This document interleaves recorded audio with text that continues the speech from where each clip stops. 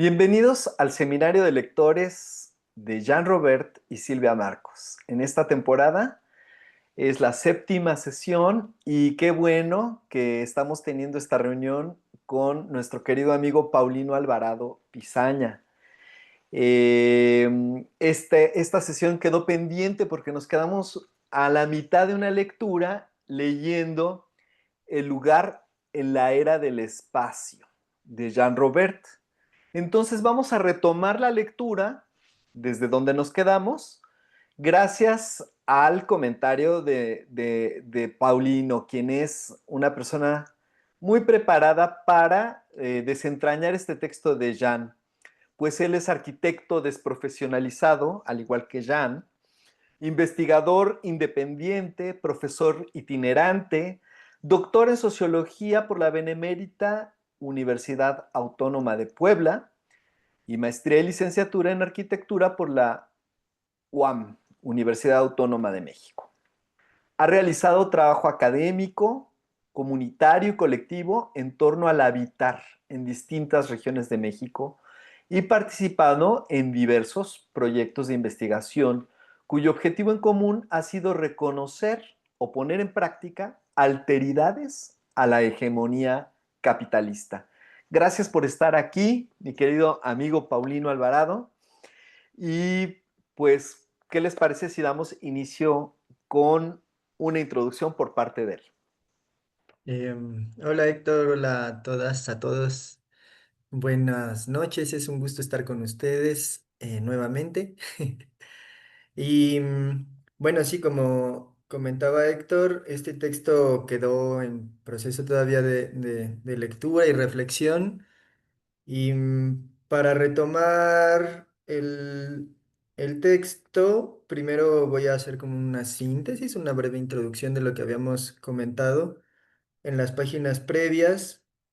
Y podría comenzar comentando que este texto ya lo escribe para por ahí de junio del 2001. O sea, es un texto que ya tiene, bueno, acaba de cumplir 24 años y poquitos días.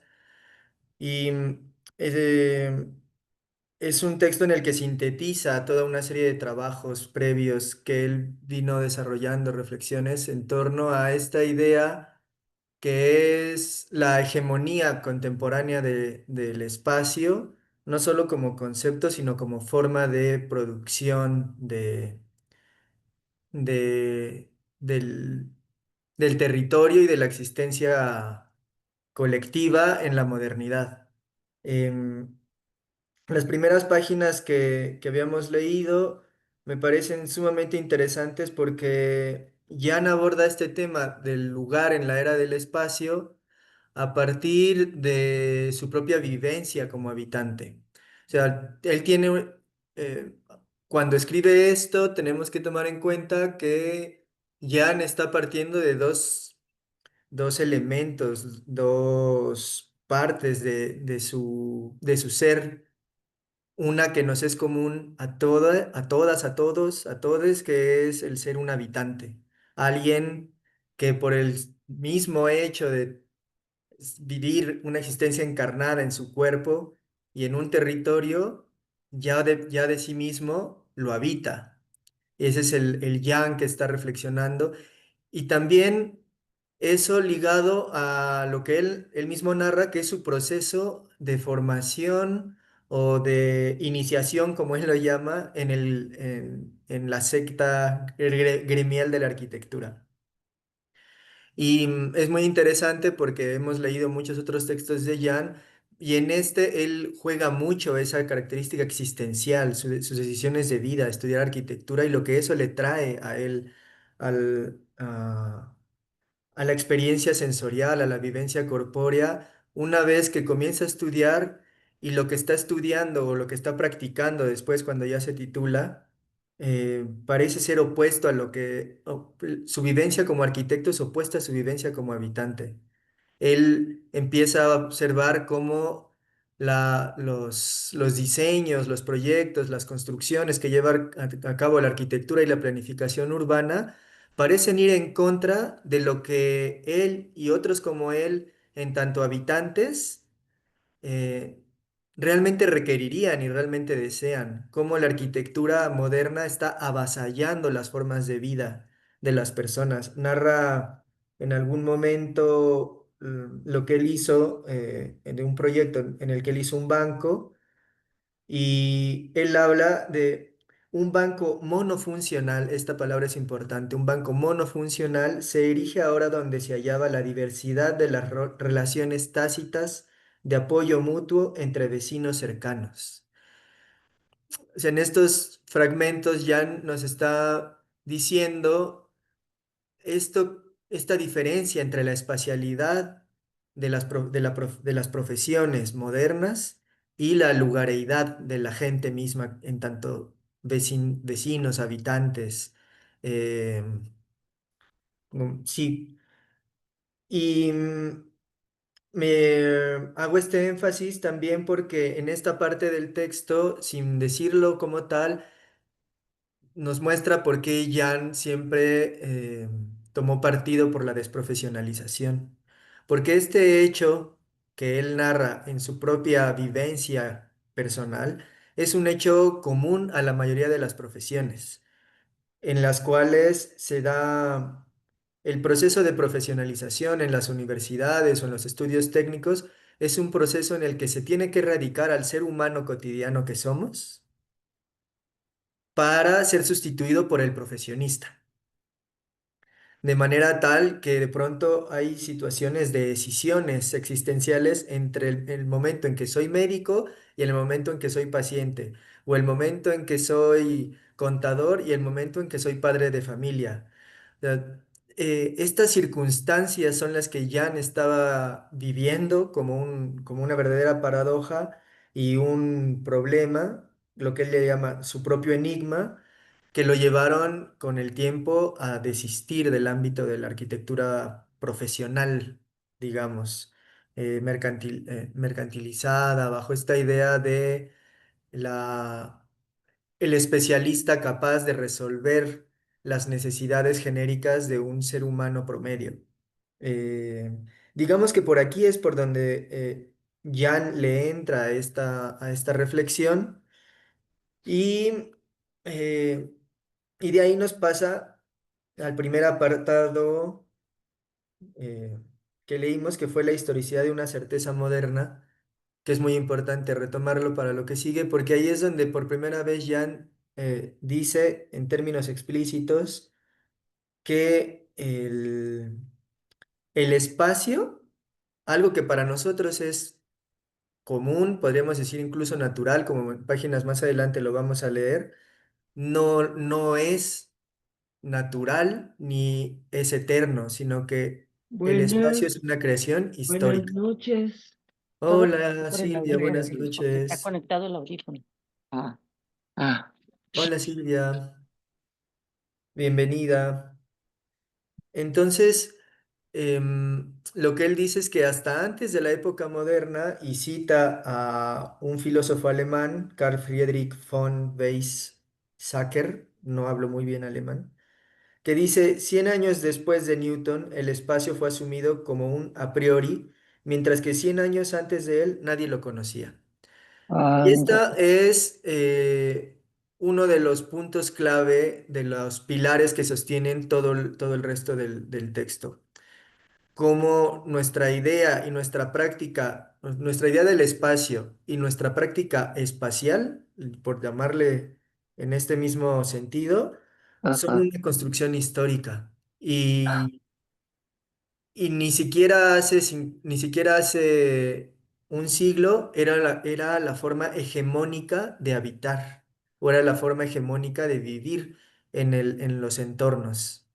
Entonces, el texto va a ir referido en este sentido, en su conjunto. Yo aquí solamente diría que es muy interesante cómo al decir esto, Jan de manera tácita está recordándonos que cuando se erige el concepto de espacio y se vuelve una noción hegemónica, nosotros vamos a empezar y reflexionémoslo, muchas teorías sobre el espacio tienen un gran problema, incluso hoy en día, al que grandes teóricos, como podemos incluso denominar a Lefebvre,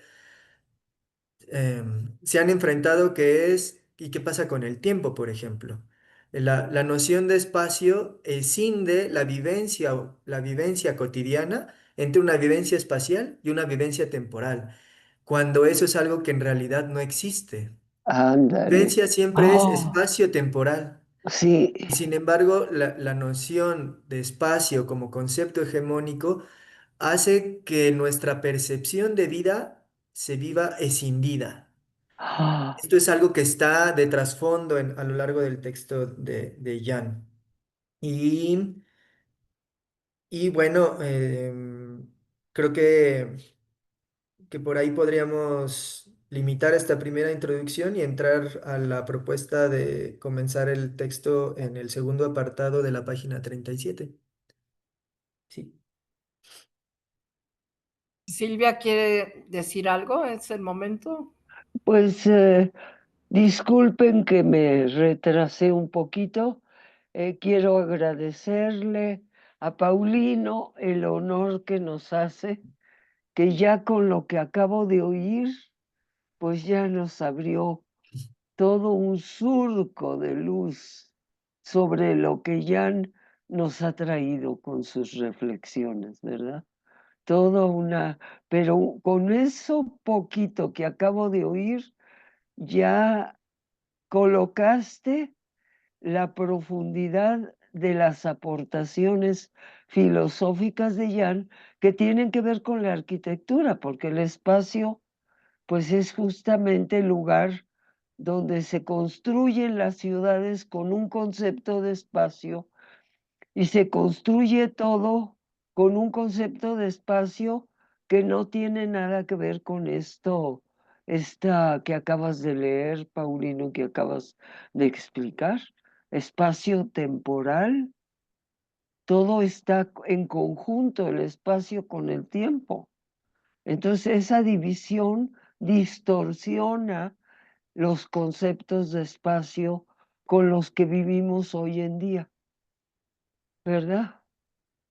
O no sé, ahorita te vamos a escuchar, Paulino, pero primero agradecerte que estés aquí y que hayas sobre todo hecho esa reflexión tan profunda, tan filosófica sobre el texto de Jan, porque el texto de Jan se lee muy rápido y lo lee uno rápido y ni sabe uno muchas veces extraer la sabiduría o la hermenéutica profunda que contiene el texto de Jan. Entonces, muchas gracias por estar aquí con nosotros e iluminarnos. No, gracias por la invitación. Sí, pues adelante, ¿verdad? Yo Muy creo que bien, ya con eso ya agradecí lo que me tocaba hacer al principio. muy bien, muy bien. Pues bueno, vamos a pedirle a Jorge con su voz de bajo que dé inicio a la lectura. Voy a compartir el texto.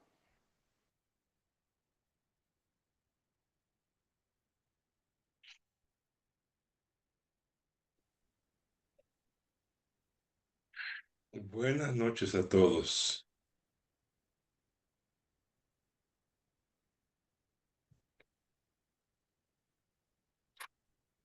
Entonces empiezo desde un bicho histórico, ¿verdad? Un bicho histórico que podría llegar a su fin. Como ya sugerí previamente, tomar conciencia de que el espacio es histórico implica que éste tuvo un inicio y por lo tanto podría ahora acercarse a su fallecimiento. Juanito. Esta idea difícilmente habría molestado a la gente hace una generación. Solo le habría parecido ridículo a quienes hubieran laborado con matemáticas de bachillerato y confuso para quienes pendulan entre su casa y, y el trabajo. Para el siglo XX, la realidad del espacio cartesiano, tridimensional, dentro del que ocurre todo movimiento, ha llegado a ser algo que se da por sentado. Sí. Esto hizo imposible reconocer al espacio como una criatura epocal. Aún así, en el alba del siglo XXI, las certezas inocentes acerca de ese confinamiento de todo, o como diría Foucault, lo confinado en el espacio, ya no es un absoluto como lo fue en tiempos del Sputnik. Desde entonces, ha comenzado a cuestionarse el estatus del espacio como naturalmente dado. Las dudas surgen de dos lados. Por un lado, la transición de las técnicas instrumentales a las informáticas, del gobierno de las personas a la administración gerencial de las poblaciones, ha debilitado las certezas intuitivas que eran el soporte de la modernidad. Por el otro lado, los historiadores han reunido mucha evidencia para sostener la tesis de que el espacio a priori, abstracto, apenas llegó a ser parte de la sabiduría popular mucho tiempo después de la época de Newton. Esta es una amenaza de doble filo. Creer que el espacio es la caja natural que contiene todo lo que existe puede invitarme a una nueva libertad o fortalecer una nueva tiranía. Puede liberarnos del sueño ingenuo de que el espacio se puede tornar habitable, es decir, que mujeres y hombres pueden encontrar su morada en un espacio planificado, o subrayarnos la perversidad de anhelar una jaula reconfortante. Pero puede también hacernos terminar estrepitosamente dentro de un espacio virtual en que lo lejano y lo cercano, el centro y la periferia, el yo y lo otro, colapsen dentro de una nada, cableada en tiempo real. Voy a leer las referencias. La anterior dice referement in space, en el original. Luego dice Evenhoe en el original. Hace referencia al libro de homónimo escrito en 1872 por Samuel Butler, en el que la trama se desenvuelve en un lugar imaginario llamado Erevan. El nombre proviene de la inversión de la palabra no here. Esa es una nota del traductor. ¿Podemos hacer una pausa, un momento? Sí. Este primer apartado que es interesante en varios sentidos. Uno es, em, Jan comienza esta parte del bicho histórico señalando cómo el espacio se ha vuelto esto que decíamos, un parámetro general para todos, algo que se da por sentado, dice tal cual, entrecomillado. Es muy interesante porque dice, la realidad del espacio cartesiano tridimensional ha llegado a ser algo que se da por sentado. Y cuando leía esto decía, es verdad, o sea, ¿cuántas veces nosotras, nosotros, al estar pensando el lugar en el que vivimos y más ahora con la tecnologización, el uso de estos programas de ubicación satelital GPS ligado a los mapas en los teléfonos o en las computadoras portátiles, que en realidad son los celulares, tenemos o cada vez se fomenta más una perspectiva justamente cartesiana en la cual los referentes ya no son el árbol, el vecino, la tienda, el coche, la montaña, el río, la plaza, sino los referentes son la ubicación abstracta que me puede dar el teléfono. Y si no, incluso no tengo referentes. Eh, Esto que comienza con los mapas y que después se va volviendo cada vez más general con el uso de los planos y con la popularización de los planos técnicos como embellecidos, como elementos de mercadotecnia, cuando te venden una casa o un centro comercial o algo, te ponen unos planos muy hermosos ahí con colores. Esto esto se ha vuelto la perspectiva general más allá del grado de escolarización o no de las personas. Entonces, es como nos hemos acostumbrado a vivir dentro del espacio cartesiano, no a entender el espacio cartesiano como una representación del mundo real, sino nosotros como sociedad hegemónica, sociedad moderna, capitalista, se ha ido constituyendo una forma de percibir el mundo en el cual se entiende que existe un mundo abstracto en el cual nosotros vivimos dentro. Es un poco esta Bien. apreciación de Jan. Y por eso dice que el cuestionarnos este estatus del espacio nos puede llevar también a anhelar la perversidad de anhelar una jaula reconfortante. Es decir, asumir no que no que los lugares que habitamos surjan a partir de los deseos de nuestras relaciones concretas, sino a adquirir los espacios predefinidos para un ser humano con necesidades genéricas. Y justo hoy en la mañana, mientras iba a la tintorería a recoger una colcha, estaba un constructor hablando y decía, no, bueno, es que vengo acá de ver dos casas que hice y le dijo, ¿para quién? Le preguntaron, ¿y para quién las hiciste? No, son casas para vender. O sea que es esta lógica en la cual ya hay como un catálogo de estándares que determinan cómo tenemos que vivir. Y esto en todas las escalas, no solo en la escala, digamos, del hogar o del departamento, de la casa, sino es en cualquier escala. Más adelante Jan va a abundar en esto, ¿no? Eh, sí, quizá podemos continuar.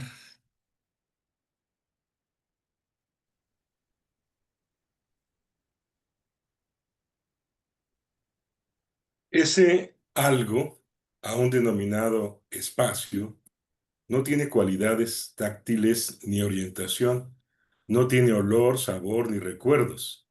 Es inmune a los colores y las sombras, a los ritmos y sonidos de cualquier cosa inmersa en ello, mientras despoja de su aura a las cosas y a las personas, al confinarlas. No obstante, intento persuadirles de que esta nada, esta ausencia de todo, es un constructo social que caracteriza a un periodo histórico, la modernidad. Un periodo que propongo denominar la era del espacio. Esta era del espacio es la época en que las coordenadas cartesianas de las matemáticas y la física se convirtieron en el último más allá de toda realidad. Es el Sí, periodo histórico en que escuelas y carreteras han inducido a la mayoría de las personas a reducir la inacabable riqueza perceptual del mundo a un sistema de mediciones de distancias relativas. Resumamos. El espacio que Kant tomó por un a priori de la percepción es un constructo mental relativamente reciente. Eso significa que hay un antes y un después de su invención. La invención del espacio es quizás una de las grandes líneas divisorias de la historia. Los seres humanos modernos no pueden recuperar las formas perceptuales de quienes vivieron antes de tal invención. Y la gente de antes tampoco podría entender la visión de las generaciones que vinieron después.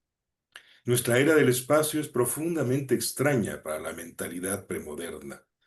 Así lo manifiesta el rechazo visceral a los confinamientos por parte de las personas recientemente engullidas por esta era.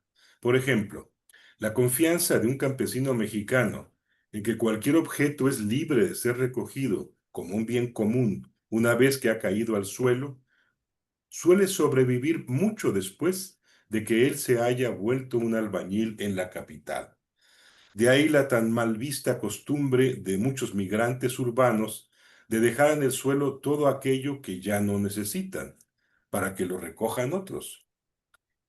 Finalmente, para la mente moderna, el espacio, en tanto trasfondo universal, es el más allá, intrascendente de toda realidad. Em, Les propongo hacer otra pequeña pausa para que no se nos vayan yendo cosas.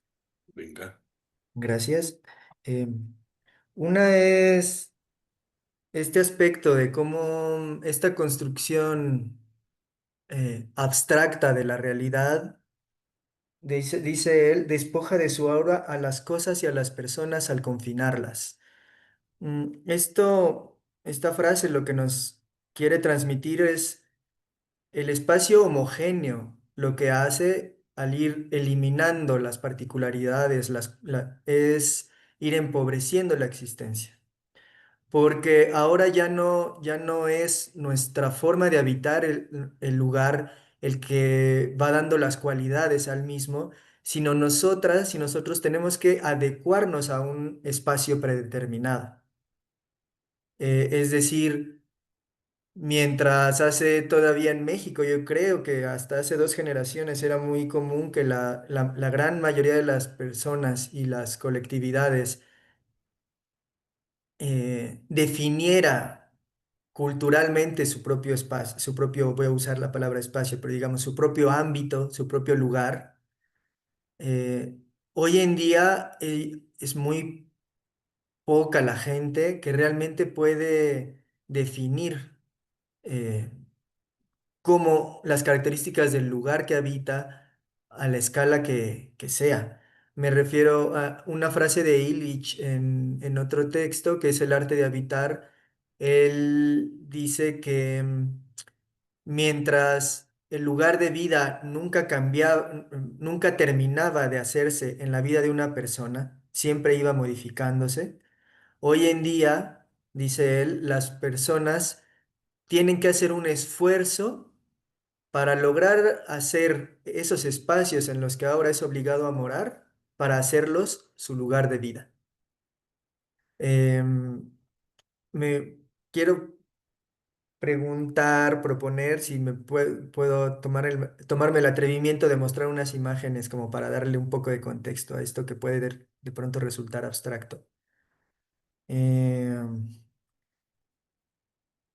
Me tendrían que dar permiso. No sé si no es fácil de resolver, lo dejamos, no pasa nada. Listo, dice Héctor. Vamos a ver. ¿Se puede dar permiso, no? Sí, ¿O qué requiere? no, ya está. Ya lo ¿Ya? tiene. Ah, bueno. Ajá. Pantalla del portátil. ¿Están viendo una pantalla con una presentación en PowerPoint? Ujú. A ver, entonces, esto debería de ser F5.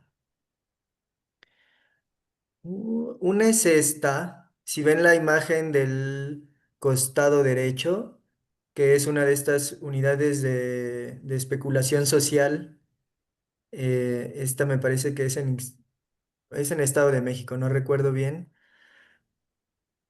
Podemos ver cómo todas las viviendas son prácticamente idénticas. Lo único que hicieron fue cambiar el color de unas con las otras para romper la monotonía de las mismas. La siguiente imagen, en esta otra, abajo a la izquierda, es el prototipo inicial y son las casas que se hicieron para los obreros textiles de las primeras fábricas en Inglaterra. Entonces, cuando Jan está haciendo esta reconstrucción histórica y nos habla de cómo el espacio fue expandiéndose y volviéndose una constitución hegemónica, es esto lo que estamos observando. Ahí. ¿Cómo podemos pasar de Europa, Inglaterra, finales del siglo XVIII, a México, siglo XXI, con esta masividad, por un lado? Y cuando él habla de cómo hay un confinamiento y cómo la modernidad es la era del espacio, podemos ver estas otras, por ejemplo. La de arriba a la izquierda es Sudáfrica o Zimbabue, me parece. La de arriba a la derecha es Francia. Abajo de esta es en Japón. La de la izquierda es el prototipo de cocina integral que se diseñó a mediados del siglo pasado, que hoy es la cocina genérica en todo el mundo. Y estas otras, yendo de izquierda a derecha y de arriba hacia abajo, tenemos Venezuela, India, Mongolia, a, a la mitad al centro, Arabia Saudita, a la mitad a la derecha, sigue siendo Mongolia. De hecho, se ven ahí abajito algunas de las casas de los que todavía son seminómadas. Abajo al centro son los habitantes de mongoles de estos otros edificios y abajo a la derecha es Nápoles en Italia. Y podemos ver cómo tenemos un modelo único para todo el mundo.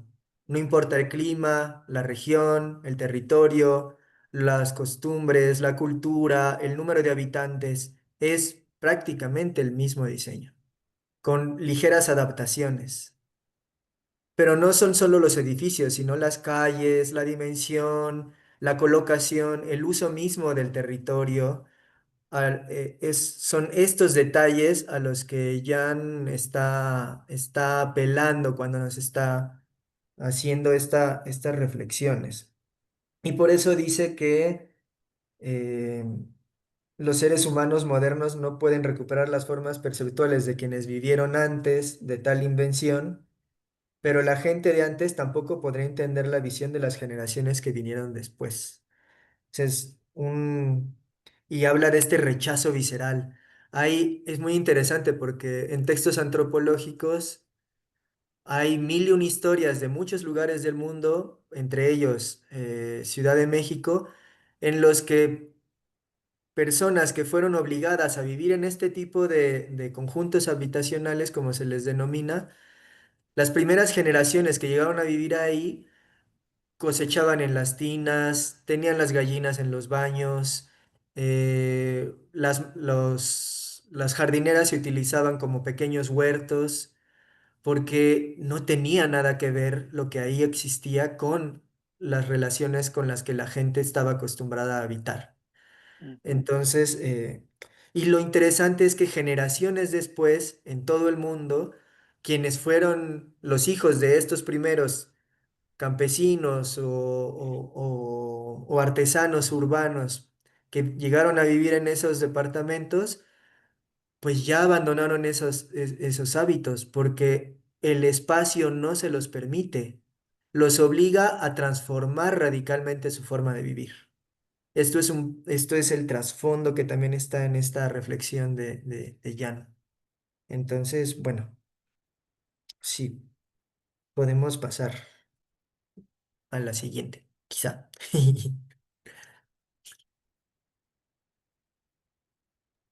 Si puede leer alguien, ¿quién se ofrece? Levante el micrófono, préndalo y sigue. Beatriz, ¿no te gustaría leer?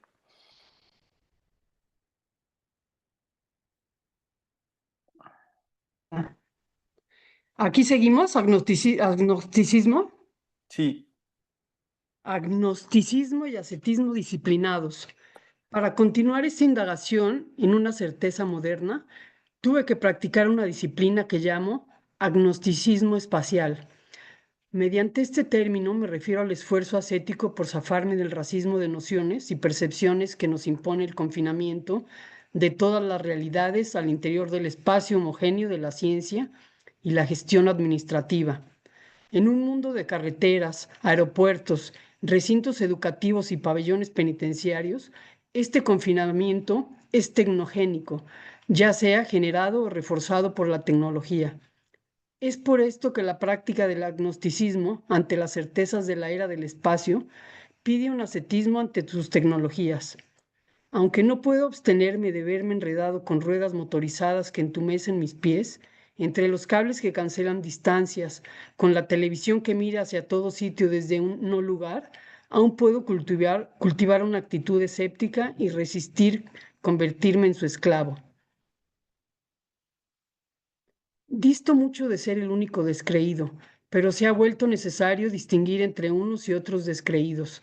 De hecho, hay dos tipos de escéptico del espacio. Por un lado, los irreflexivos internautas, adictos a la ciencia ficción, místicos New Age y administradores de sistemas conectados a la realidad virtual, que abjuraron de la era del espacio sin siquiera percatarse de ello. Por otro lado, aquellos cuya mirada escéptica del espacio se enraiza en el estudio de la historia, quienes han sido mis guías. Patrick Helland, quien es filósofo y físico, es uno de ellos. El espacio, ese concepto dominante proveniente del siglo XX, para él es un producto de la mediación tecnológica y la educación visual. Argumenta que los grandes pintores como Van Gogh y Cézanne entendieron que nadie mira naturalmente dentro del espacio de la perspectiva lineal, sino en una extraña geometría que curva todas las líneas rectas y es, quizá, no euclidiana. Helland explica también por qué los agnósticos del espacio son tan pocos. El ser humano moderno y educado se resiste ferozmente a la revelación de la arbitrariedad de sus certezas. Aquí El filósofo podemos, del... va a cambiar de científico, entonces hacemos una pausita. Ok, Dos cosillas o tres que quería resaltar. Es este apartado que se llama agnosticismo y ascetismo disciplinados. Es interesante el inicio, en el cual ya nos habla de dos aspectos. Una actitud teórica o reflexiva, que es el agnosticismo. eh, es lo que le llama el agnosticismo espacial, el descreimiento. Y otra que es el ascetismo ante sus tecnologías. Es decir, para Jan no basta solamente con descreer de la espacialidad teóricamente y criticarla, sino que es necesaria una actitud práctica, lo que él le llama este agnosticismo frente a las tecnologías, que él resume en esto de puedo cultivar una actitud escéptica y resistir convertirme en su esclavo. Y yo pensaba que, no sé, es como quien cruza un control aduanal o policial sin resignarse a la naturalidad de ser vigilados, ¿no? Lo tienes que cruzar y lo haces, pero no te resignas y no asumes su naturalidad. Entonces, Jan dice, para vivir en la era del espacio de manera crítica, hay que vivir realmente de manera crítica, no solamente hacer como rollos discursivos, por un lado. Y por el otro, cuando nos habla de Patrick Gillan, lo interesante es este cierre que él da, donde dice que el ser humano moderno y educado se resiste ferozmente a la revelación de la arbitrariedad de sus certezas.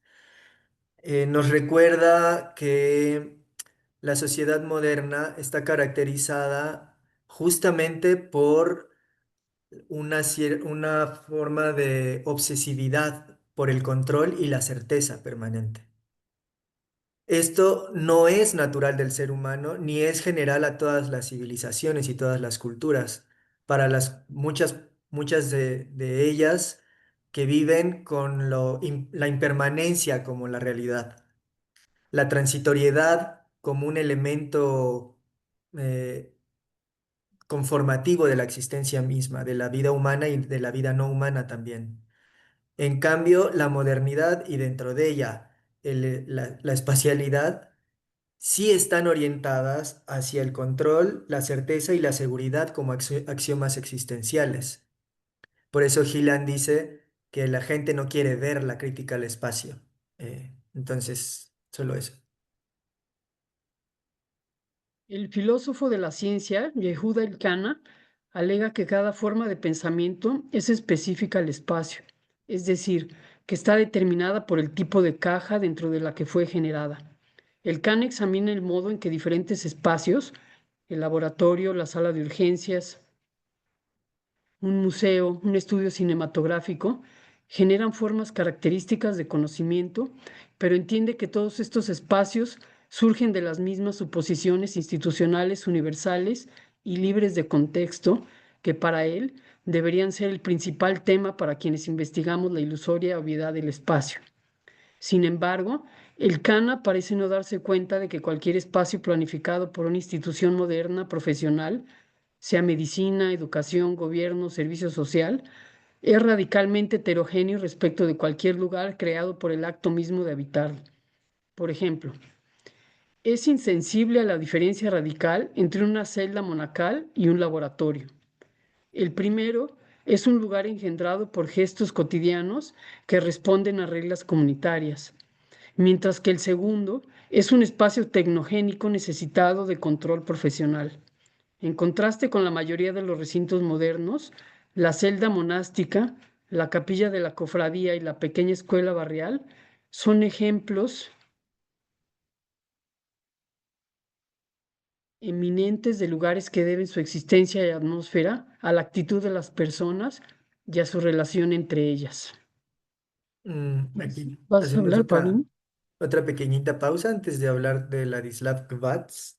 Y es como en este apartado de Yehuda Elkana, Jan nos está aprovechando para hacer este señalamiento de las diferencias entre lo que podemos llamar el lugar y lo que genera el espacio. Y lo vuelvo a leer. Dice, el lugar engendrado por gestos cotidianos que responden a reglas comunitarias, mientras que el segundo es un espacio tecnogénico necesitado de control profesional. Entonces, cuando él hablaba de esta idea de tecnogénico, no se refiere solamente a la tecnología entendida como maquinista, sino a esta planificación a través de la cual se genera un control de un acto. El laboratorio, la escuela, todos tienen una tecnología que determina cómo es la forma correcta de utilizarlo.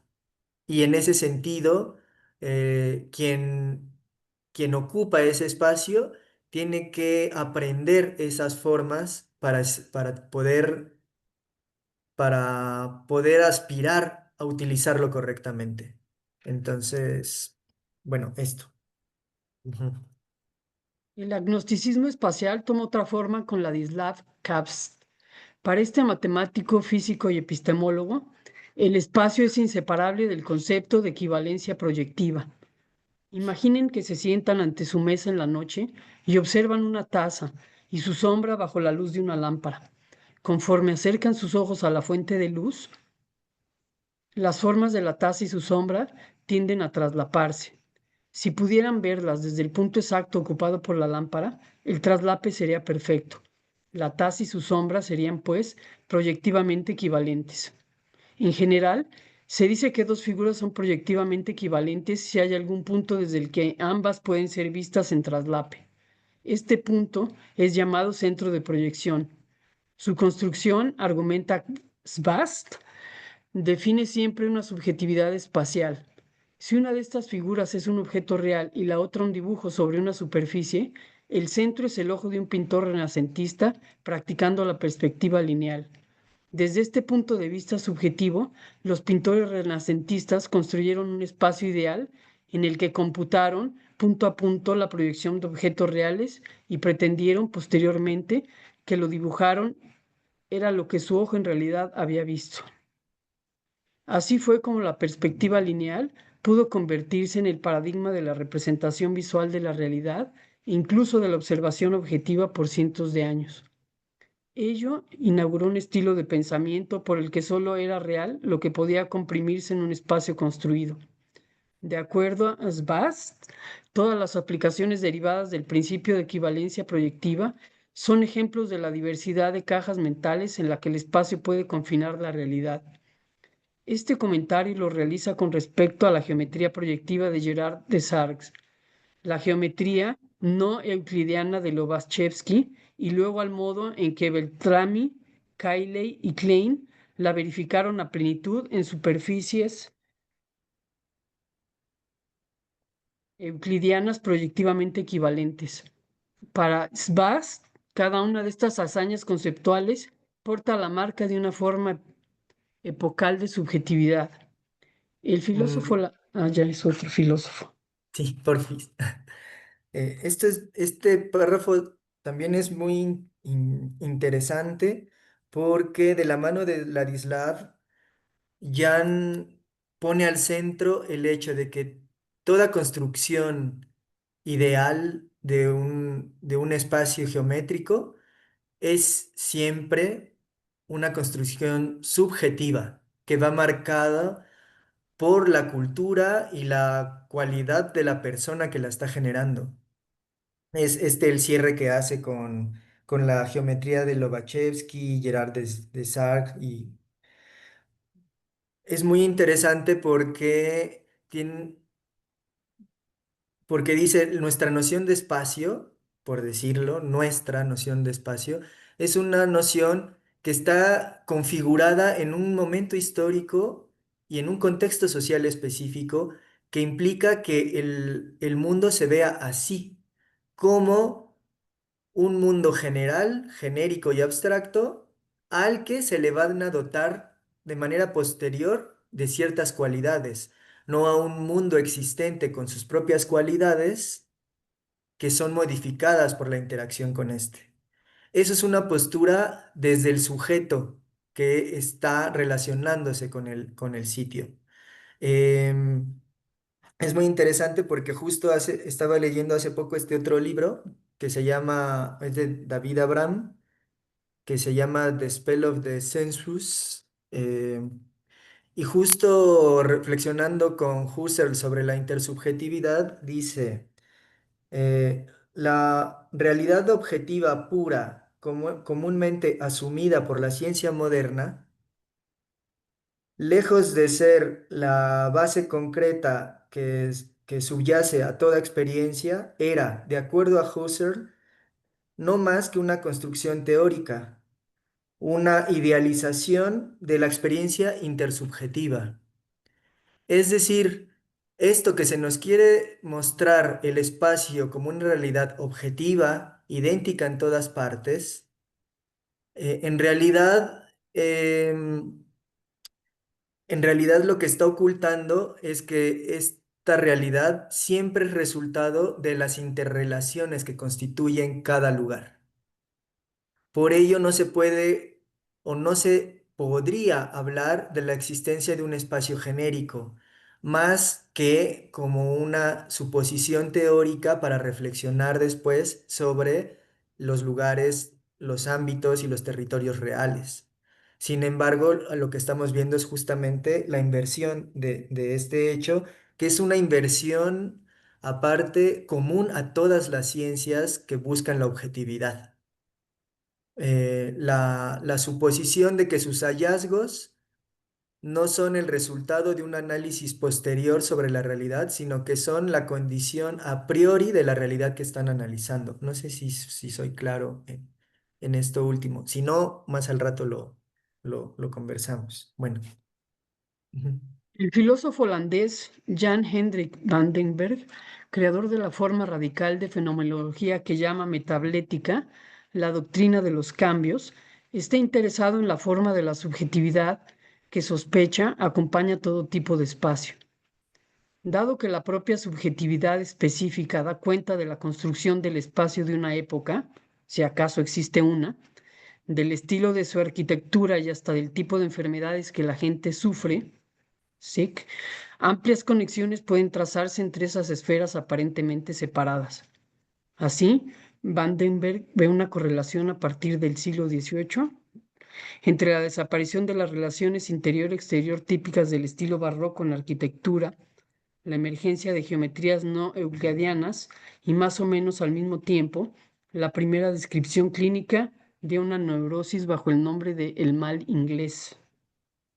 Mm, Este párrafo es muy cortito, pero le vamos a hacer una observación, un comentario, y es que o sea, Jan lo que hace es darle continuidad a esta idea de la subjetividad en la constitución de las nociones de espacio, porque lo que dice es que pese a que se nos plantea que el espacio es único y genérico, en realidad, bajo el mismo concepto de espacio, se van generando formas particulares específicas dependiendo de las transformaciones históricas que se suceden. Sin embargo, tienen en común que todas van asumiéndose como como una nueva hegemonía.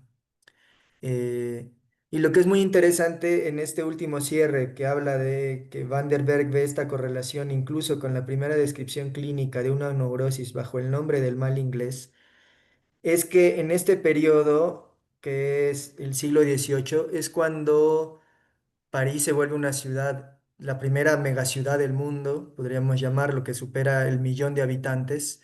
En Inglaterra están empezando a surgir los procesos de industrialización de las urbes y de absorción de mano de obra que fue campesina para trabajar ya como obreros industriales.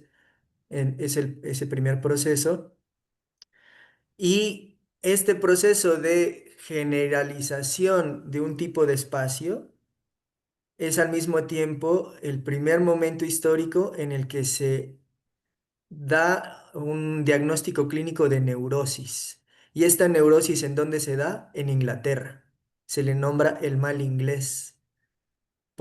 Y está asociando este proceso de espacialización, de desaparición de los lugares, con esta emergencia de la neurosis, que es uno de los males endémicos de nuestros días en las urbes, precisamente. Catherine Pickstock, una teóloga, se acerca a la obsesión moderna por el espacio desde un lugar totalmente diferente. Lo interpreta como equivalente a la sofística o argucia que Sócrates denunció en el Fedro. Mientras caminaban a lo largo de Río Ilisus, en las afueras de Atenas, el joven Fedro pretendió entretener a Sócrates con un discurso sobre el amor que se había aprendido de memoria de un rollo. Sócrates se burló de él para que confesara su engaño y lo hizo leer en vez de fingir que conversaba. Después, Sócrates improvisó dos discursos. Uno en que se mofaba de los sofistas que reducían el discurso a un equivalente del lenguaje escrito y otro genuinamente hablando, que celebraba el logos como una analogía del amor. Contrario al primero, el discurso oral de Sócrates establecía una relación concreta con Fedro, así como con el pozo en que bañaban sus pies, con la ninfa que habitaba ese pozo y con los aromas de la temporada. ¿Ahí vas a hablar, Paulino, o continuamos?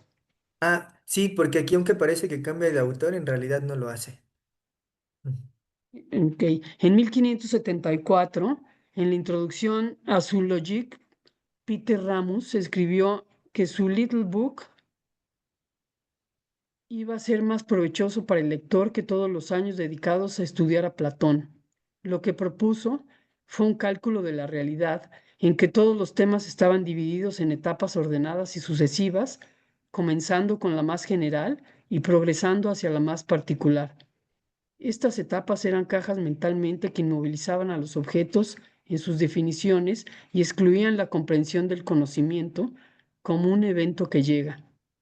Según Catherine Pickstock, el cálculo de la realidad de Ramus es el sometimiento de la lógica al pensamiento espacial.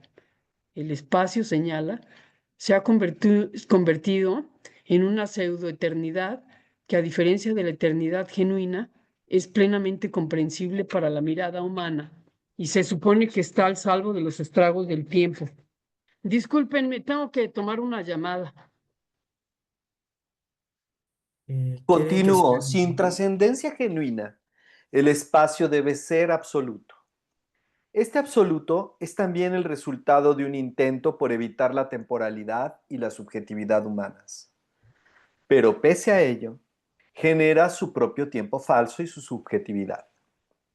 La espacialización sofística propaga la ilusión de una aprehensión de los hechos sin mediaciones y se ha vuelto normativa en la ciencia y sobre todo en sus vulgarizaciones.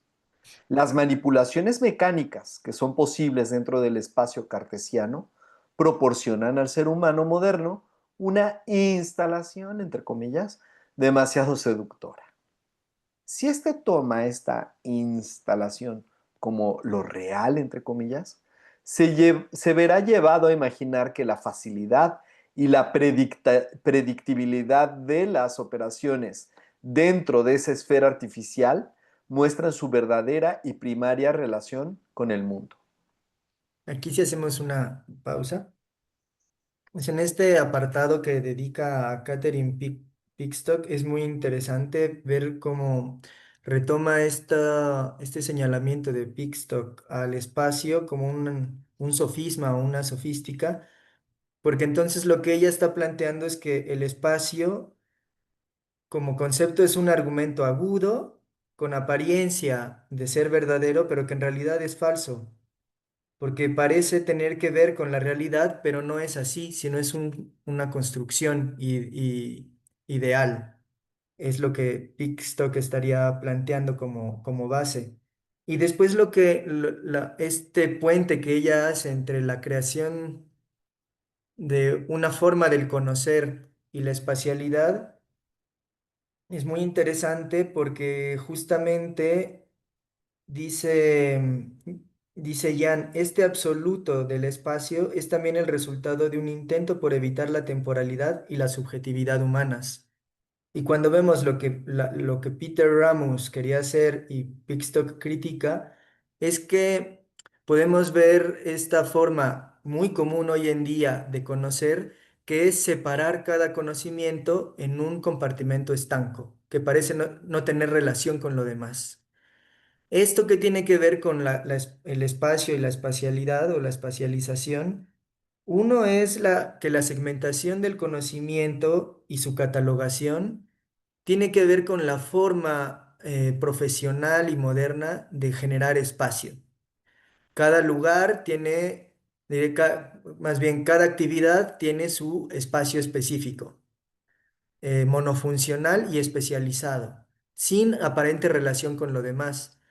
Y las relaciones que hay entre unos y otros son establecidas por el profesionista, no por el acto de habitar mismo, por un lado. Y por otro, que el espacio irrumpe, cuando el espacio irrumpe en los lugares, petrifica las relaciones y la mutabilidad de los lugares. Y es lo mismo que Peter Ramus quería hacer con el conocimiento, petrificarlo. Cada conocimiento tiene un carácter estanco, concéntrate en comprender ese carácter estanco y luego pasa al siguiente. O sea, es como tener un conocimiento o una vastedad de conocimientos especializados sin entender cómo se relacionan unos con otros, que además a mí me parece que sería muy difícil de lograr poder aprender de esa manera. No obstante que pareciera que sigue siendo la manera hegemónica de enseñar en las escuelas. Em, lo último que quería comentar es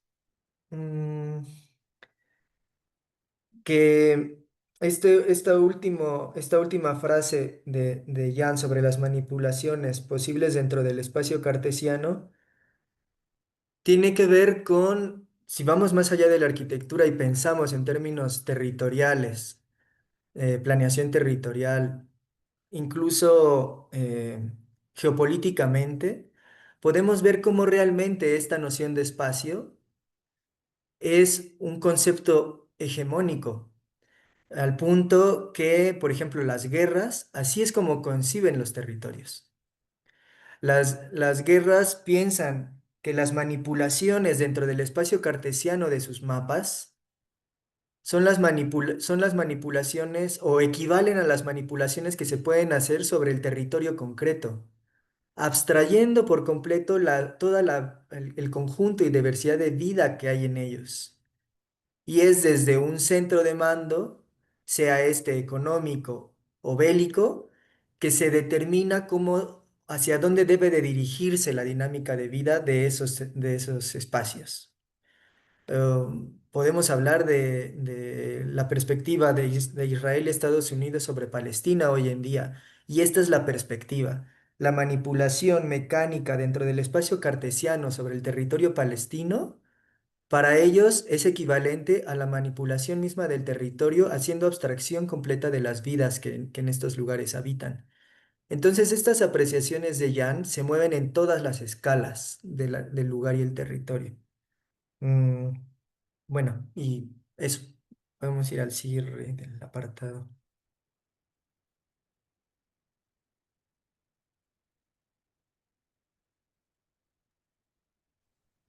Cada uno de estos agnósticos del espacio se enfoca en cierto aspecto de la historicidad del espacio.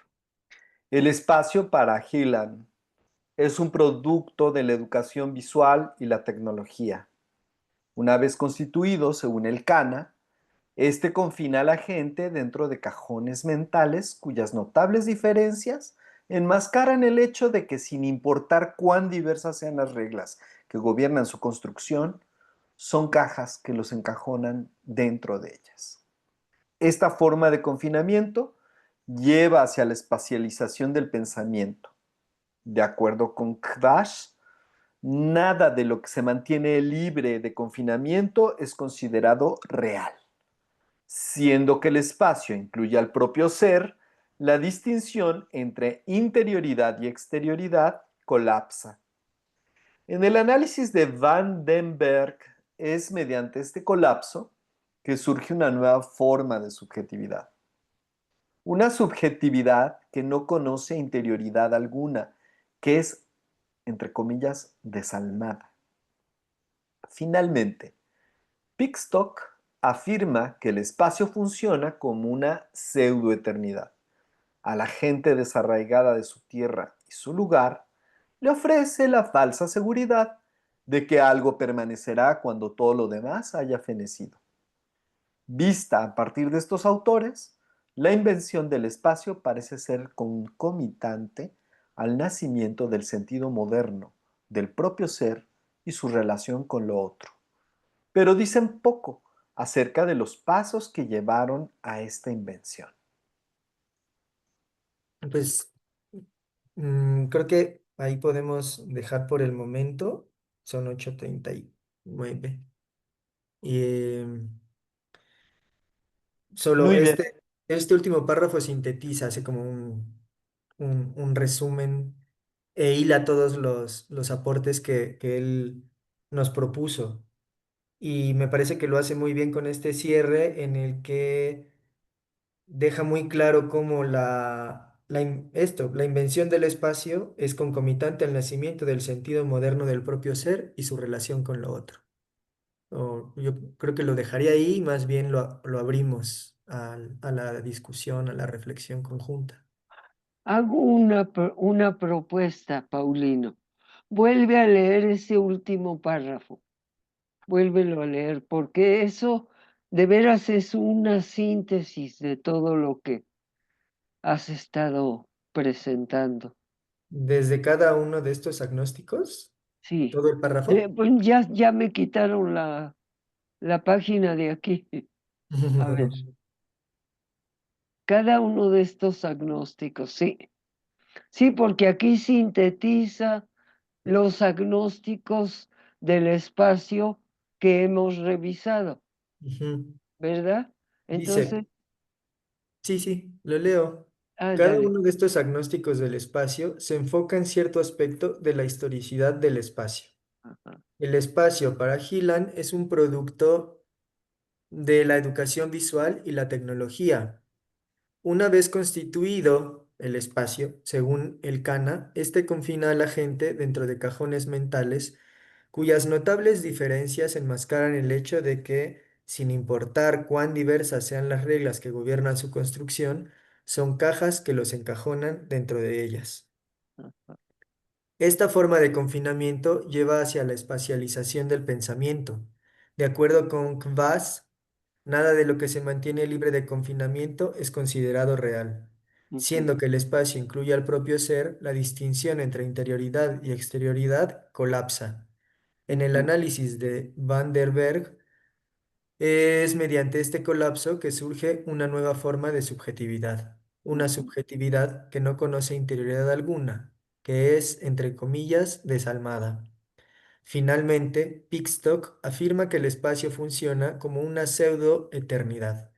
A la gente desarraigada de su tierra y su lugar le ofrece la falsa seguridad de que algo permanecerá cuando todo lo demás haya fenecido. Vista a partir de estos autores, la invención del espacio parece ser concomitante al nacimiento del sentido moderno del propio ser y su relación con lo otro, pero dicen poco acerca de los pasos que llevaron a esta invención. Ajá, perfecto, Ujú. perfecto. Ay, Jan, no ves. Muy bien, pues gracias, Paulino, por esta lectura comentada por ti. Muy bien comentada. Y pues abramos la tertulia a lo que nos ha hecho reflexionar hasta ahora este texto de Jan. La próxima semana lo vamos a terminar, entonces van a ser 2 semanas seguidas del seminario. Les pido que pues comencemos a dialogar al respecto. ¿Quién, quién dice yo? Si quieren, empiezo. Pues es que la verdad la visión de Jan es maravillosa y se une con Illich en el régimen escópico, ¿no? La forma de ver. El, ¿Cómo vemos nosotros? Nosotros vemos a través de la pantalla, somos un subsistema dentro de un sistema. Y así somos también en nuestra forma de habitar. Habitamos en conjuntos, vivimos en un territorio diseñado y planeado para ser hegemónicos y estar pues fuera de nuestro contexto, ¿no? Aparte de estamos pues inconformes, aparte de eso estamos, eh, creemos que no podemos salir de ese momento, ¿no?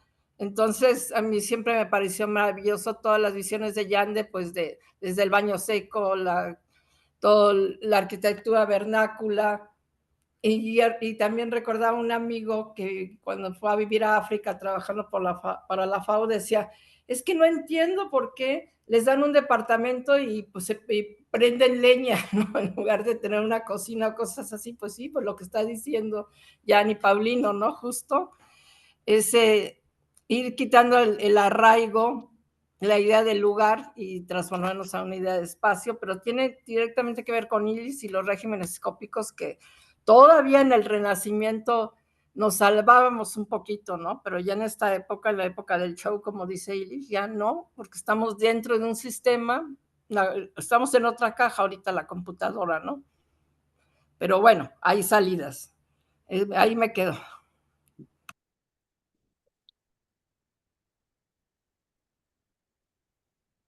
Sí, no, a mí me gusta, o por dar un ejemplo de las diferentes cajas que son, que al final son parecidas, podría decir la derecha y la izquierda.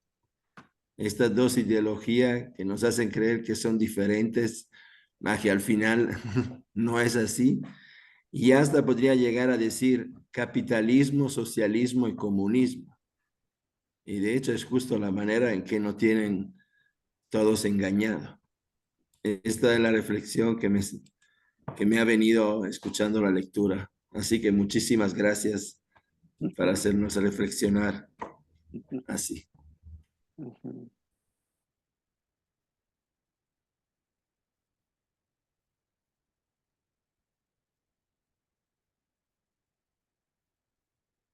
Mm, en lo que alguien más se anima, Guadalupe ya se anima. Bueno, pues buenas noches a todos. Realmente muy interesante. Me ayudó mucho a comprender, ya había hecho algunas lecturas de Jam, pero el hacerlo de esta forma ayuda mucho más a comprender, ¿no? Y con esta lectura comentada. Mi reflexión, bueno, y tengo muchas, pero trataré de ser breve porque realmente me generó muchas reflexiones. Yo he trabajado mucho en medio rural y esta última frase de desarraigado de su tierra y su lugar es lo que yo he venido estudiando, viendo estos desarraigos de personas, por ejemplo, que migran, pero también al mismo tiempo, mientras se hacía la exposición, yo pensaba, bueno, ¿y cuál es la propuesta y qué es lo que podemos hacer, ¿no? Entonces, me reafirma esta idea que yo he venido compartiendo de que en el medio rural todavía tenemos un legado, tenemos mucho que aprender del medio rural, porque precisamente esto que planteaba o que se plantea aquí en los textos de Jan todavía existe. Yo hice esta reflexión y me generó como ese derecho, el derecho a construir ese lugar que habitamos. Me parece que en el medio rural todavía se tiene esta oportunidad, que no es así en la gran mayoría en lugares urbanos o periurbanos, ¿no? Donde ya se permea toda esta imposición de homogenizar.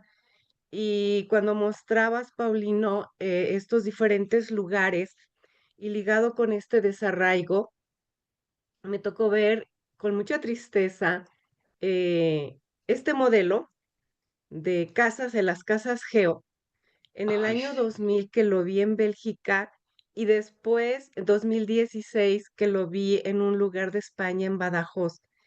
Y ahí en España, en este lugar de Badajoz, pude ver con gran tristeza cómo movieron a una comunidad rural como parte de este desarraigo. Ellos, esta comunidad rural, como todas nuestras comunidades acá que tienen su lugar de traspatio, donde tienen a sus animales, lo que hicieron en España fue moverlos del lugar, les construyeron casas tipo casas Geo, ¿sí? Y sus animales quedaron alejados. Entonces nosotros sabemos que en el medio rural hay esta relación con los animales, del campesino a su gallina, a su vaca que le pone un nombre y que genera ese sentimiento, esa relación, esa interrelación también con sus propios animales.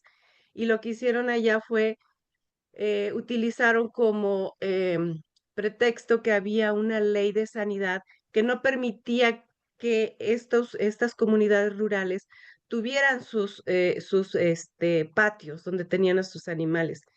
Y bueno, son muchas, muchas reflexiones, pero me voy a quedar aquí, que me estoy centrando precisamente en esta frase del desarraigo, cómo se da, donde se rompe toda esta estructura sociocultural, este sentimiento, este construir desde las características socioculturales un lugar. Gracias, Guadalupe. Jorge levantó la mano. Después voy con Hugo. Sí, bueno, es sobrecogedor el texto y es sobrecogedor también la manera rigurosa en que Paulino ha ido leyendo y compartiendo la interpretación, como decía Silvia al principio, desentrañando, mostrando la entraña del texto. Es sobrecogedor seguir la manera como se nos muestra la monstruosidad del espacio, justamente el desarraigo, la separación, el divorcio que se impone. Pero también está la capacidad de intervenir en eso, en el lugar, de recuperar el eso. lugar mediante la interacción. Ay, qué Hace bueno. muchísimos años, siglo pasado, por ahí de los años 60, tal vez alguno de ustedes recordará, probablemente no, pero una de las primeras intervenciones en el trópico húmedo en México fue el llamado Plan Chontalpa, en donde en esa región de Tabasco se desmontaron 80,000 hectáreas de bosque tropical Ay, húmedo Dios mío. y se sustituyó por eh, digamos, por un proyecto de producción agropecuaria de carácter industrial. Es monstruoso pensar cómo la diversidad la gran diversidad de la selva, del bosque tropical húmedo, fue arrasado y sustituido. Pero ocurre que les dieron, a cambio de parcelas que tenían distintas cada campesino entonces, a cambio de eso les dieron una cuadrícula, ¿no? Es decir, parcelas igualitas, idénticas, y tuvieron la gracia de construirles casas, ¿no? Es decir, en un clima tropical les construyeron casas de techos bajos, de cemento, que eran tremendamente calurosas, inhabitables para un campesino tabasqueño. ¿Qué hicieron? Las casas estas que parecían como la entrada en la modernidad, en la higiene, en la limpieza que le ofrecían al campesino, las usaron de chiqueros. Así pusieron los puercos ahí, ¿eh? Porque era magnífico, era formidable tenerlos ahí, ¿no? Estaban chiqueros perfectos, para eso los usaron. Se hicieron canales, rectificación de ríos, que es una monstruosidad, y los campesinos fueron interviniendo y recuperando el lugar, ¿no? Es decir, nunca se metieron a esas casas, les parecía una barbaridad meterse ahí. Podían tener a los cochinos, a los cerdos. Y siguieron en sus casas hechas de vara y de paja, ¿no? Muy frescas. Pero también cultivaron las orillas de los canales. Ahí sembraron maíz cuando le estaban imponiendo otros cultivos, etc. Con este ejemplo quiero decir que hay una, en el mismo sentido un poco de lo que estaba hablando Guadalupe, hay en los rurales, en los campesinos de todo el mundo, una energía, una fuerza, una capacidad de apropiarse de su lugar, de intervenirlo, de señalarlo. Y yo creo que esto es algo que habría que darle relevancia, es decir, tenemos la capacidad para, y lo hacemos, lo queramos o no, estamos en el sitio, estamos en el lugar, lo nombramos, lo llenamos de tiempo. Es decir, hagamos lo que hagamos, el espacio, el así llamado, es eso, es decir, el lugar está combinado con el tiempo. No hay una separación, efectivamente, como de alguna manera se ha dicho, hay una integración, hay una forma de comunión, de ejercicio en común del lugar, del tiempo, del ser humano, que vamos, lo queramos o no, hasta, es decir, lo queramos o no, hacemos ese ejercicio, porque esa es la vida. Entonces, por supuesto que hay una despersonalización tremenda en estas construcciones espantosas que se han mencionado en las fotografías, pero yo creo que a la pregunta ¿qué hacer?, ¿no? Podemos responder que en el ejercicio de nuestras vidas, a la manera como los campesinos, podemos construir y habitar nuestro lugar. Ese habitarlo es siempre poético, ¿o no Sí, será? ay, sí, qué lindo. Ay, sí, habitar poético. Ah, qué bonito.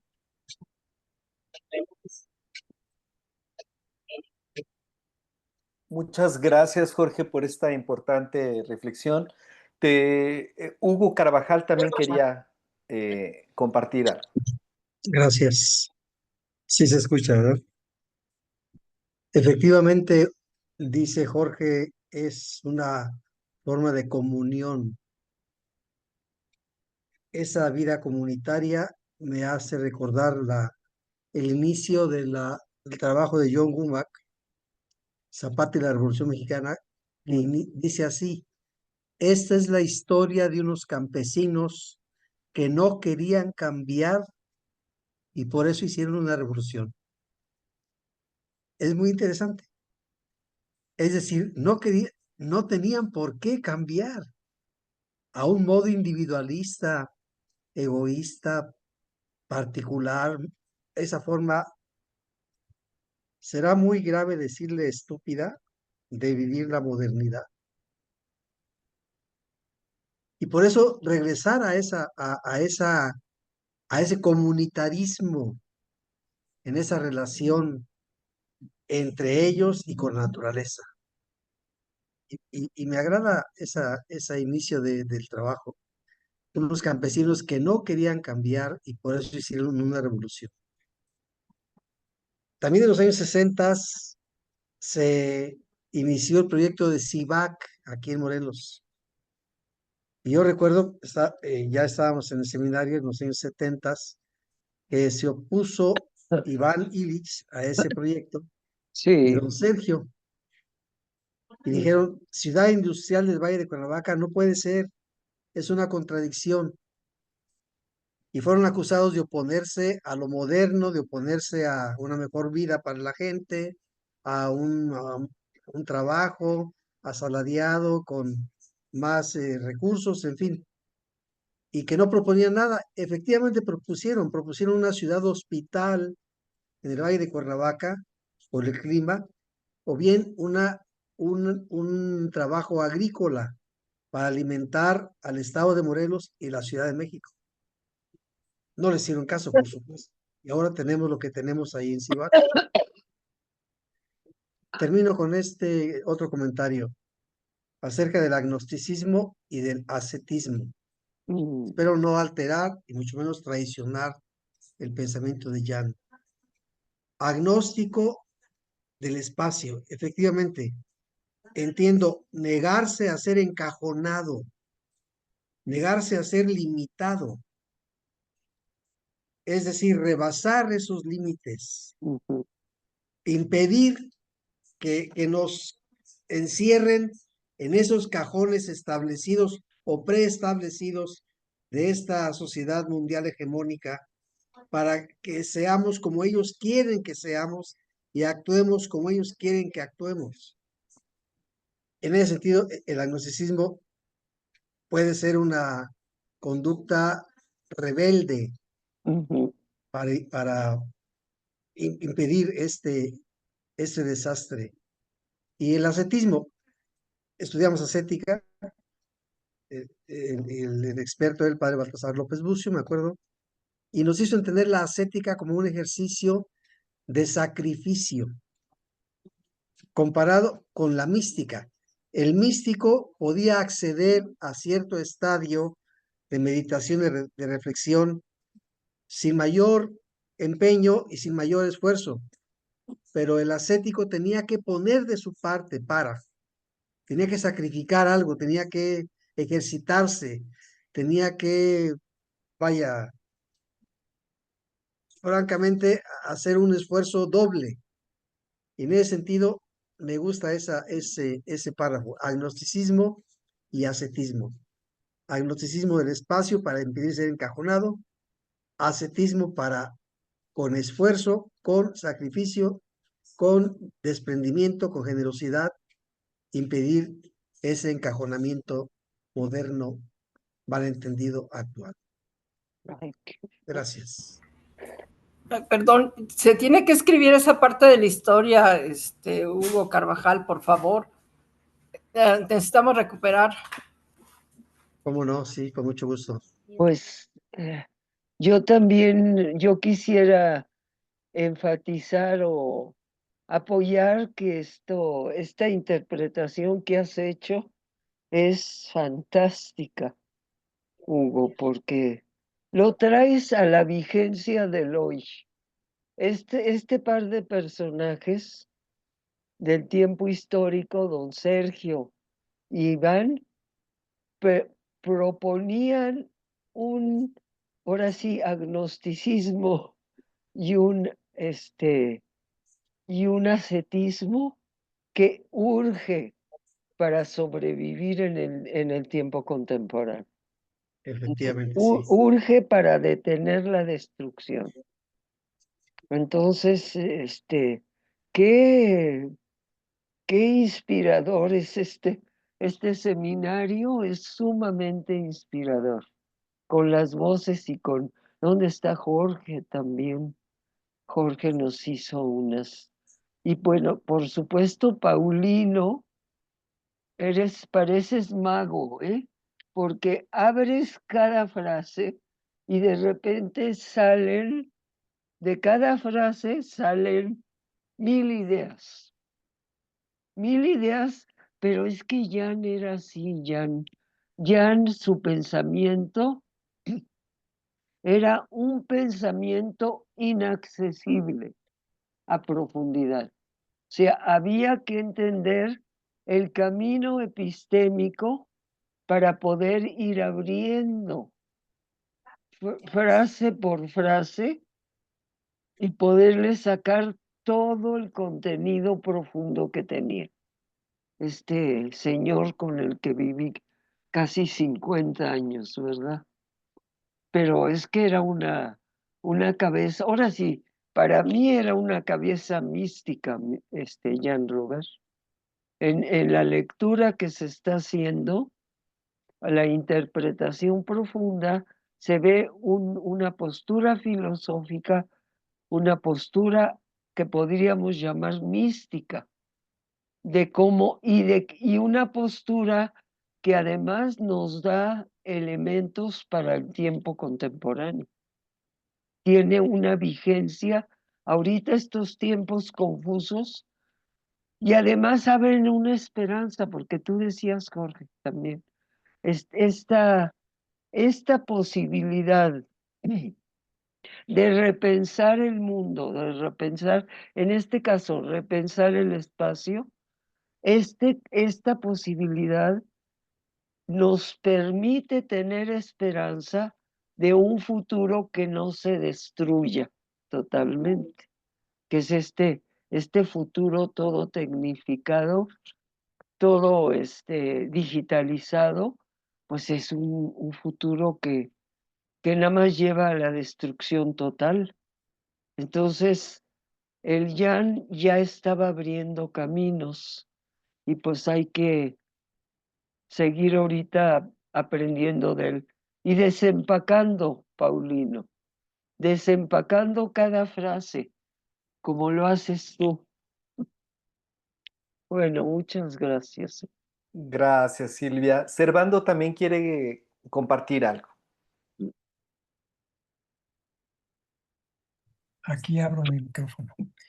Pues son muchas cosas a las que nos invita Paulino en su lectura sobre la obra de Jan y el pensamiento de Jan a lo largo del pensamiento del espacio, ¿no? Del lugar, pues desde las concepciones de la Grecia antigua y de las primeras ideas, ¿no? Sobre el ser y el espacio en el que vive y el tiempo, cómo pues todo eso deriva en la creación, en la invención de la arquitectura y lo que esto trae, ¿no? Esta concepción del espacio como un lugar que puede ser intervenido y debe ser intervenido y además debe de ser aprovechado.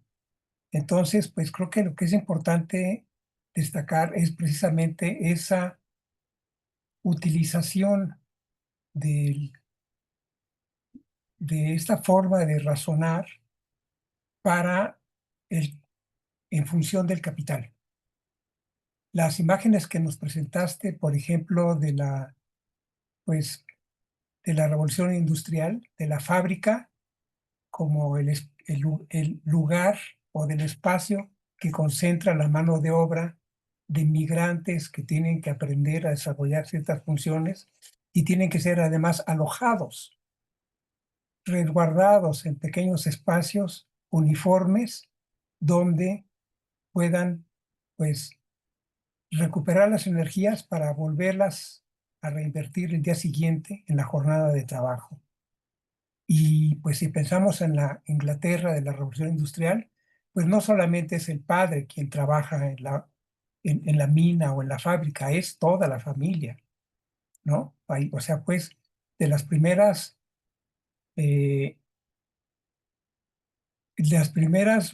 golpes que se le da al predominio industrial es sacar a los niños de la producción, ¿no? Y el segundo fue reducir la jornada de trabajo, es más, establecer la jornada de trabajo establecerle salario digno y todo esto a contrapelo de decir, pues el salario es lo suficiente que necesita un obrero para irse a su casa y regresar a trabajar al día siguiente. Y además reproducirse para que siga habiendo más obreros y siga habiendo más producción. Y ahora en la era de Elon Musk, ¿qué significa eso? ¿No? ¿Qué significa que la Nissan se tenga que ir? Ahora sí, de Civac, ¿no? La gran empresa japonesa que fue o sea, el primer pie que puso la industria automotriz japonesa fuera de su territorio fue en México, en Cuernavaca, en Civac, para crear el famoso Datsun. Pues, pues no sé, pues en mi generación lo vimos aparecer, ¿no? Después de conocer el vehículo que conocíamos eran los Buicks y los Cadillacs y los Ford, y es más que uno le podía decir al carro con otro nombre, como se puede leer en español, y en realidad su pronunciación en inglés era otra. Pues todo esto deriva de esa concepción del capital como, y su reproducción como imperativo. Y lo vemos también en los campos de Morelos. En Xochitepec vemos cómo hectáreas y hectáreas destinadas a la producción de granos se destinaron a la producción de casas y casas, modelo Geo, que fueron adquiridas con pues digamos, con el sobrevalor que podían guardar, que podían ir ahorrando de sus pensiones y de sus fondos para la vivienda, de acuerdo a ciertas leyes y a ciertas normativas, pues se aplicaron ahí, se aplicaron un montón de conjuntos habitacionales en donde no había nada más que grandes espacios de concreto, islas de calor, construidas además con materiales absorbentes del calor, con materiales que terminaron esas habitaciones, esos lugares para habitarse, terminaban siendo grandes consumidores terminan siendo grandes consumidores de energía para el aire acondicionado, porque no tenían, en su diseño no tenían formas de, de tener ventilación cruzada, y además fuera de todo, alejados de todo, ¿no? Lo más que les podían hacer era construirles un súper. Y es otra gran mentira, ¿no? Otra gran invención.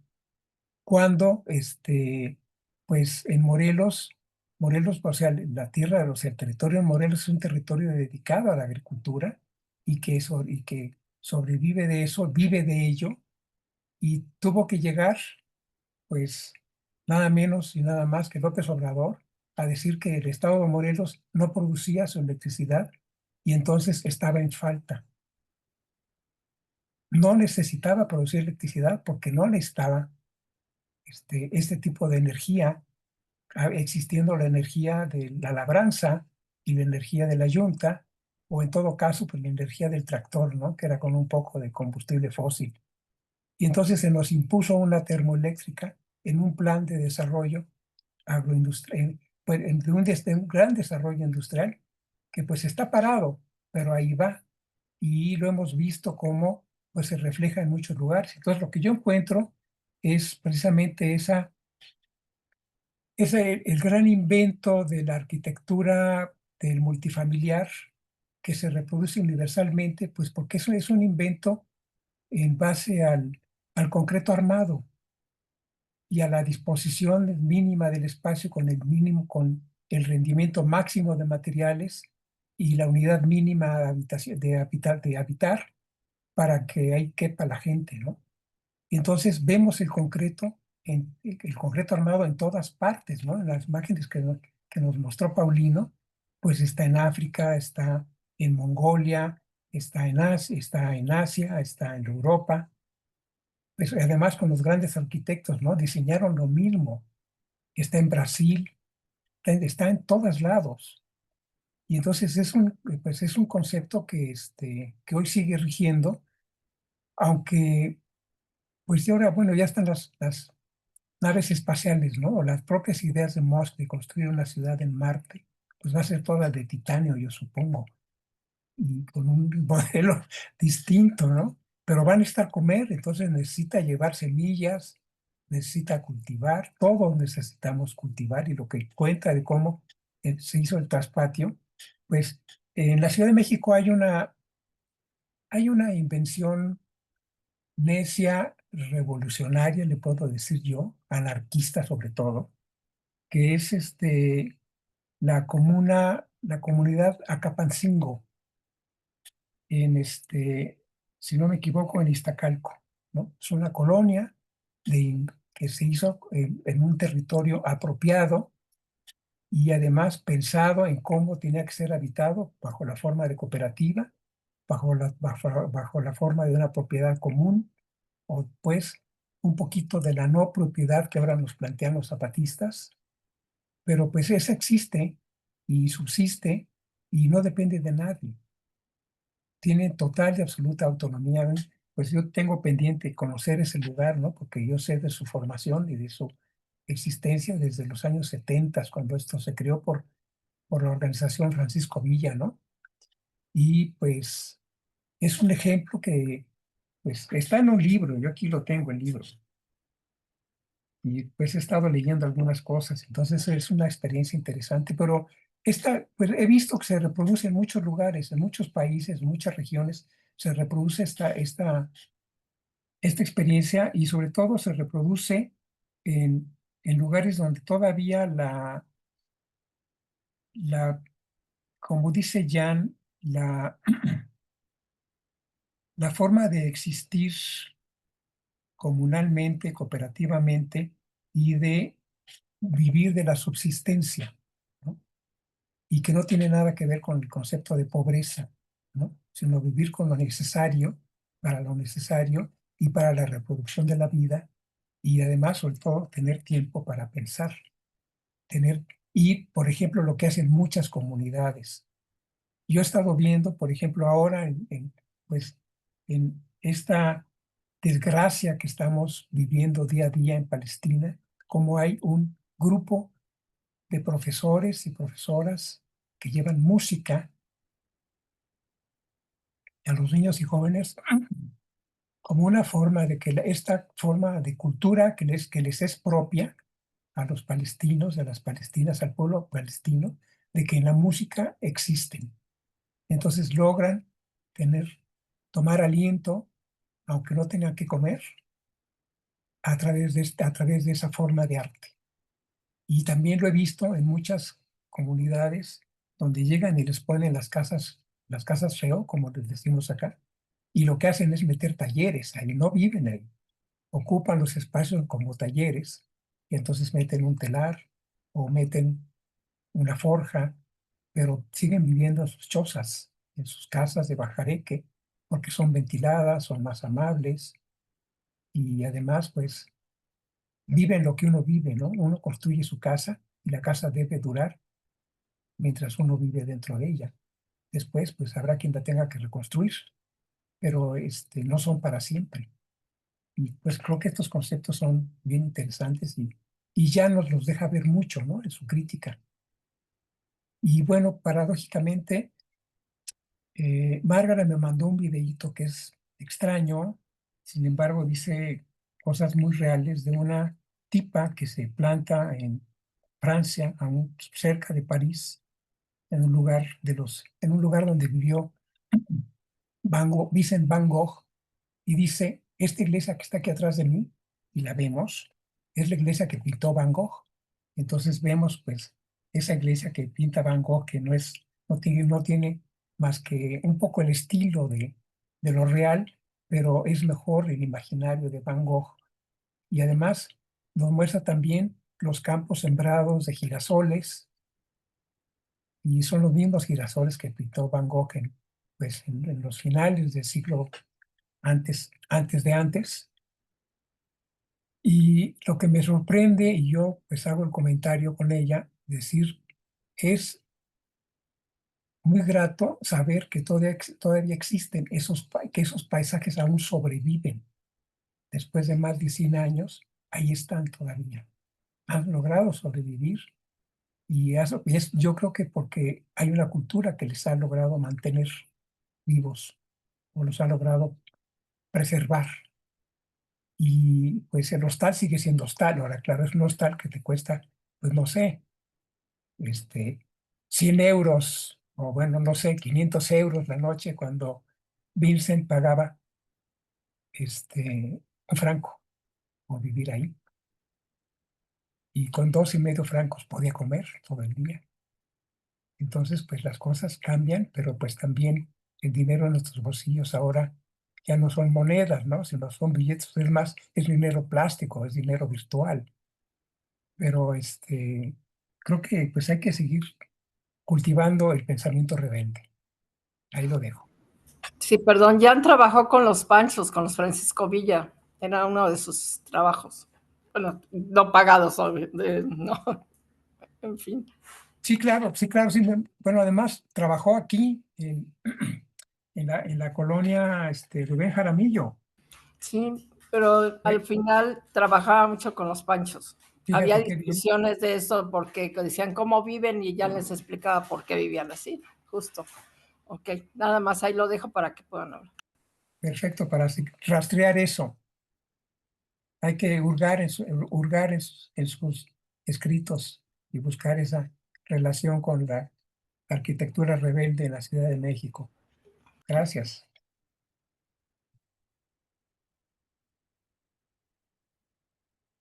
Creo que Jesús se fue, no sé, no alcanzo a ver quién más tiene la mano levantada. Si no, bueno, pues Paulino. Ya son 9:18, si quiere cerrar, y Silvia. Bueno, pues no sé, los comentarios fueron muy elocuentes. Me parece muy atinado todo lo que se comentó. O sea, todavía nos falta una parte del texto, pero lo que se está abriendo es muy enriquecedor, me parece, ¿no? Yo creo que sí es un texto que da mucho para reflexionar. Por ejemplo, ahorita que Servando hablaba también de los campos de cultivo, cómo, o sea, puse imágenes como de las cosas más inmediatas para urbanitas, que es la mayoría de quienes nos reunimos aquí, pero en realidad la agroindustria es otra de las caras de esta producción, de esta imposición de la noción de espacio, pues, ¿no? O sea, no es un hecho que se limite a la producción urbana solamente, sino es para la producción de toda clase de territorio, como una cosa que estaba también pensando. Pero es verdad también que sí, que como se ha dicho, hay capacidad de intervenir en ello. Quizá, quizá pareciera más evidente en el medio rural pero el ejemplo que Servando nos ponía de Acapatzingo, de la Rubén Jaramillo, de distintas, o sea, yo creo que hay otras, sí, hay muchas posibilidades de intervenir. Más que decir sin embargo, lo que diría es, solo agregaría, que creo que es lo que viene en la otra parte que leeremos, es que para Jan los confinamientos no son confinamientos en el sentido puramente físico de la palabra, sino son también confinamientos mentales, ¿no? Como, y aquí es interesante lo que Marco Turra decía, creo que se nos fue, pero esto que decía que para él la derecha y la izquierda serían lo mismo. Al menos en el planteamiento de la crítica a la modernidad que está haciendo Jan, sí pueden terminar siendo lo mismo, en el sentido de si la izquierda es, o lo que tradicionalmente hemos llamado izquierda, es víctima de estos confinamientos mentales, va a ocurrir lo que ha ocurrido con muchos gobiernos autodenominados de izquierda, sea que lleguen a la administración estatal por la vía armada, electoral, insurreccional, como sea, lo que termina imponiéndose es el mismo modelo de espacio, porque se sigue reflexionando dentro de las mismas cajas, utilizando esta misma metáfora que ya nos ofrecía. Y sí. creo que eso es uno de los aportes más importantes de esta idea del confinamiento que Jan nos ofrece. El confinamiento mental puede terminar siendo la condición de que esta misma práctica se reitere aún en ámbitos donde podría revertirse. Por ejemplo, en el ámbito rural también Ujú. eh, hay muchos ejemplos de la pérdida de la capacidad de imaginación rural Sí, es y así. la adopción de modelos urbanicistas y de espacialidad. No, no porque lo que dijo Guadalupe no sea real, sino un poco ahí como dándole un giro también para sacudirnos la reflexión con miras a la próxima sesión, ¿no? Y solo lo dejaría ahí. Gracias a ustedes. Muchas gracias, Paulino. Muchas gracias a todos. Yo tengo varias reflexiones que hacer, pero mejor las dejo para la siguiente sesión. Y pues tengan una excelente noche. Fue una sesión maravillosa, Paulino. Nos encanta que estés con nosotros y ya esperamos la tercera entrega de esta lectura. Que tengan todos una muy buena noche. Gracias por su presencia y pues los esperamos la próxima semana. Va a ser en 7 días. No sé si Silvia quería decir algo, ¿no? Sí, No, Silvia. yo quería hacer, pero a Héctor se le olvidó. Que No, bueno, esta última reflexión que tú haces, Paulino, tan profunda, es lo que está pasando ahorita con el zapatismo. Ahorita acaba de terminar una reunión larguísima de 14 días de reuniones y lo que se ha expresado a través de las prácticas es que se está reproduciendo la misma caja en la izquierda, la derecha, el pensamiento. O sea, que hay una forma de pensar que obstruye el cambio, un cambio que se requiere humanamente para sobrevivir a lo que está pasando. Y ese cambio radical es romper con ese confinamiento que Jan describe también y que tú mencionas, Paulino, pero además ofrece una esperanza y ofrece salirse de todas las cajas. Ni como dicen ahorita los zapatistas, no son antes había una clara diferencia entre los partidistas y los zapatistas. Y ahora todo el mundo no es, todo el mundo tiene la misma cercanía y el mismo aprecio para vivir la no propiedad. Ahorita están con eso de la no propiedad de la tierra y con eso de que los partidos o las ideologías de un tipo o de otro, de todas maneras reproducen una forma de reproducir la modernidad occidental que es destructiva.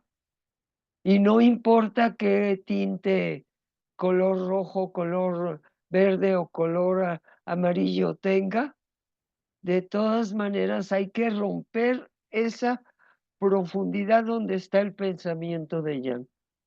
Ese pensamiento de Jan realmente llega al mero núcleo de lo que hay que cambiar para sobrevivir.